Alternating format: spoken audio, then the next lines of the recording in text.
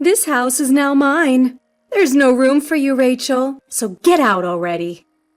My mother-in-law cheerfully shouted, leaving my husband Bob and I stunned. Returning home to our apartment in the city after successfully giving birth back in my hometown, we found the door unlocked. Fearing that an intruder might have gotten in, we entered cautiously, only to be greeted by my mother-in-law, drinking tea in the living room and making her bold declaration. "My name is Rachel. I met Bob at a social gathering and later we got married. From the start, my mother-in-law didn't seem to like the fact that Bob and I had met at such an event. A woman who attends such a scandalous event will never be my daughter-in-law," she muttered from the moment we first met. But I silenced her with a smile, saying, "But Bob also attended that scandalous gathering, you know." Of course, the event Bob and I attended was nothing scandalous.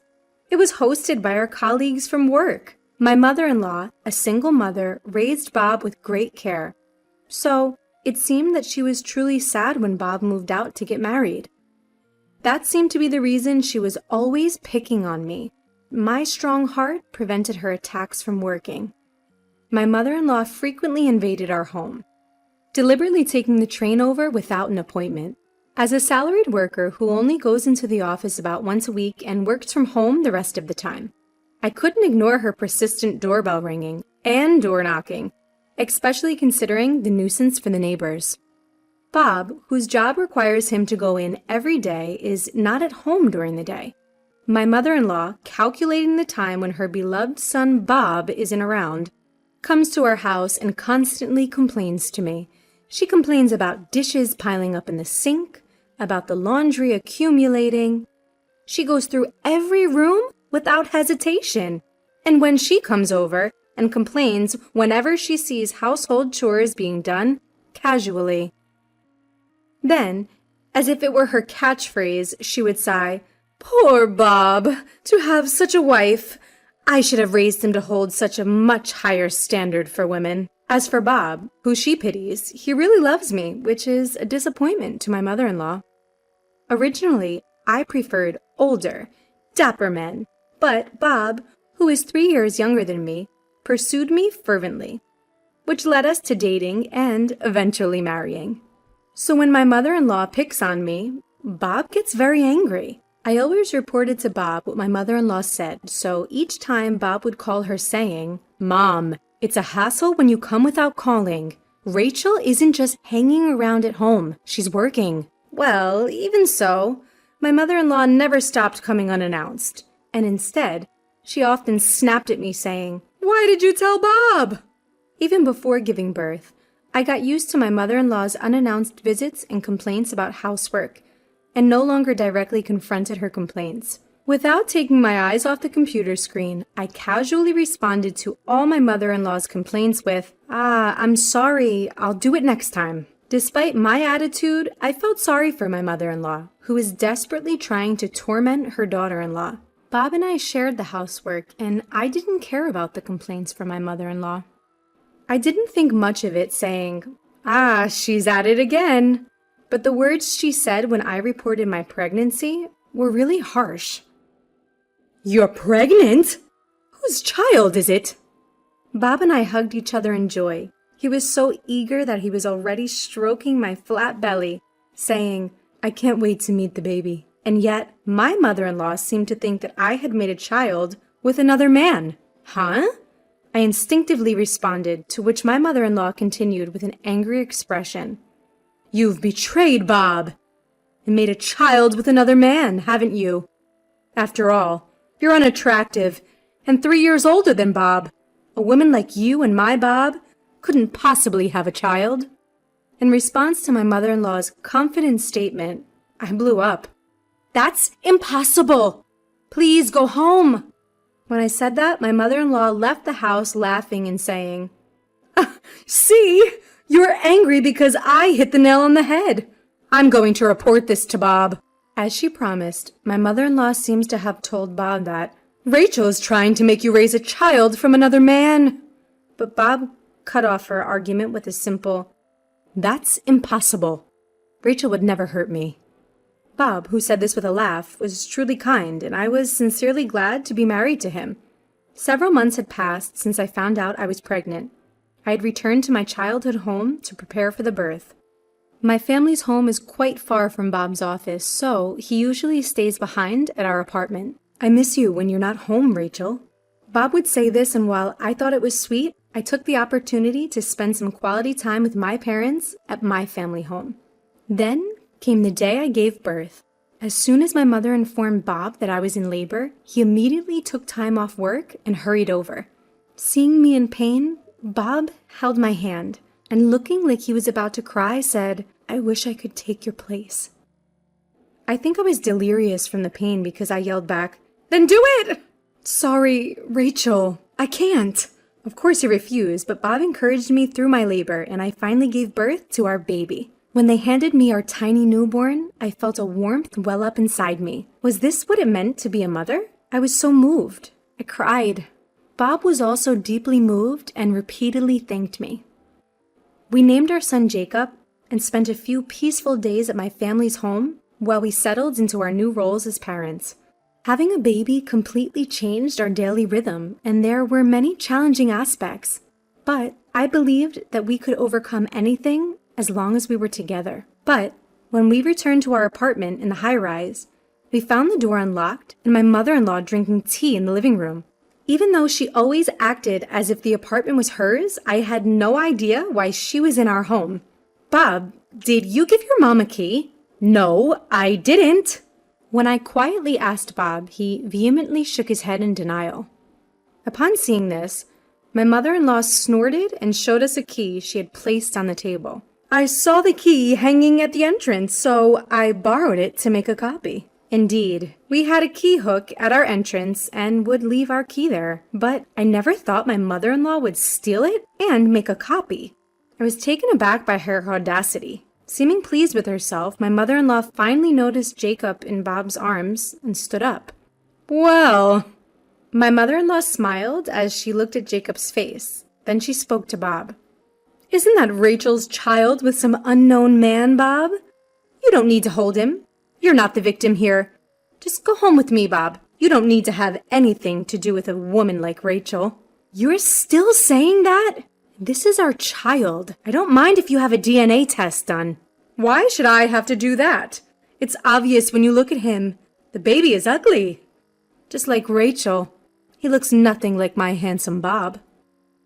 As she said this, my mother-in-law looked from Jacob to Bob. Then, seeing the look on Bob's face, she froze. Bob was glaring at her, a furious expression on his face. "Bob, I've always told you not to come to our place without asking, and not to say mean things to Rachel, and yet you've made a duplicate key, and you've come here? What is this?" "I was just trying to protect you." "What you're doing is not protecting me. All you've done is cause trouble for me. Rachel and Jacob are not ugly. Rachel is beautiful, and Jacob has a cute face. Don't insult my family." "Your family is supposed to be me, right?"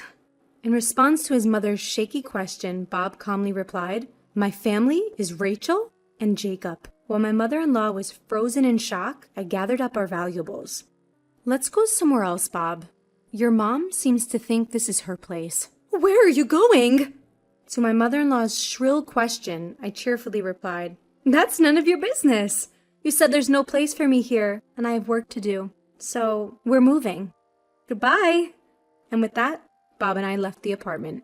As we left, Bob asked, "What should we do? Change the locks?" But considering that we were about to start raising Jacob, I didn't think I could stand living in a place where my mother-in-law could drop in unannounced every day. No, let's move. We'll sell that house for now. We might just rent a weekly apartment. Upon agreeing with my proposal, Bob and I temporarily moved into a weekly apartment. During that time, Bob and I rented an apartment in a new condominium, and so we began moving out of the house my mother-in-law insisted was hers. She truly seemed to believe she could occupy the room in the tower residence where we used to live, and showed a confused expression when I let the movers in, exclaiming, "What's going on? This room you might think is yours, mother-in-law, but it's a house that Bob and I bought. The ownership of this house is Bob's, so you don't have any legal ownership, mother-in-law. Bob has decided to sell this house, so it would be better for you to find a new house soon. I said this while holding Jacob. Watching Bob give brisk instructions to the movers, my mother-in-law turned pale. Because she could just return to her original house, I was wondering why she was so panicked.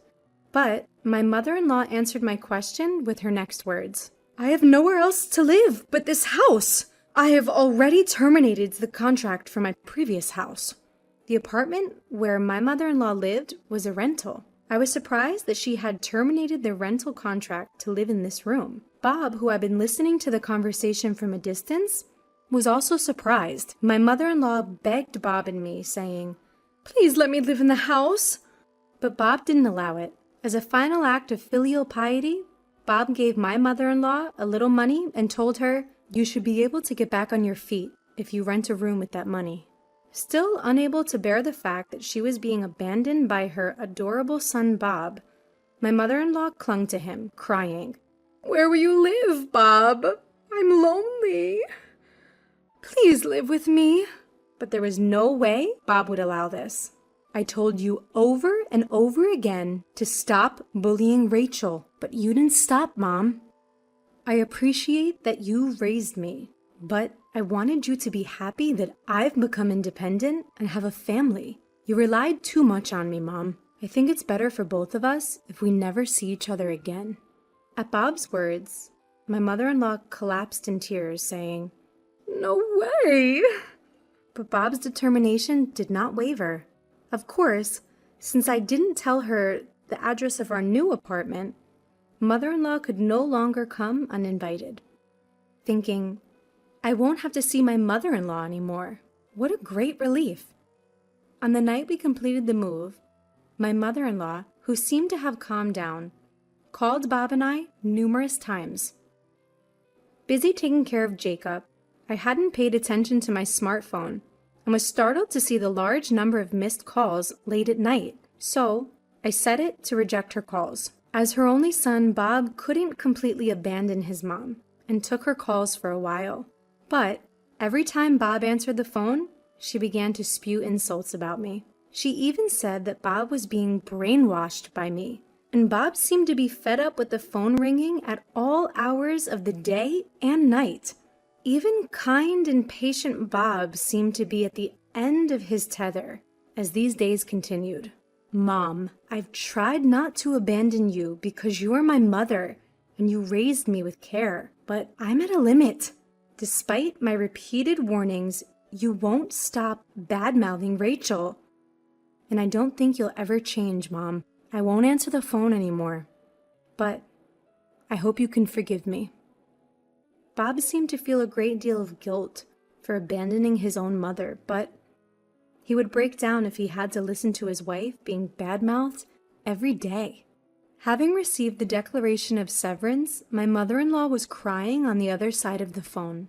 But Bob firmly cut off all ties with her since then. Despite Bob, the landlord, telling her to leave within a week, my mother-in-law refused and continued to live in the empty room. Confused by my mother-in-law's refusal to leave, we consulted a lawyer. When we conveyed through the lawyer that we might end up suing her, it seems my mother-in-law finally left the house. We don't know what kind of life my mother-in-law has been leading since then, but she had been receiving financial support from Bob. So now that that's gone, I think she must be living a financially strained life. On the other hand, Bob, Jacob, and myself are living a peaceful life in our newly purchased home. We were relieved when a new tenant quickly bought the room in the tower residence that we had decided to give up. Bob has taken paternity leave, so I'm not struggling with single-handedly raising our child. I can raise Jacob calmly and peacefully. You're always working so hard, so I'll pick up the slack with the house chores during my paternity leave, Bob said, who has been taking the lead in doing housework. Honestly, Bob is such a wonderful husband that I feel he's too good for me. Even when we had to deal with taking over my mother-in-law's house, I'm truly grateful to Bob who stood with me through that ordeal. Recently, Jacob has learned to crawl and has been exploring the house. I spend my days smiling as I watch him with Bob.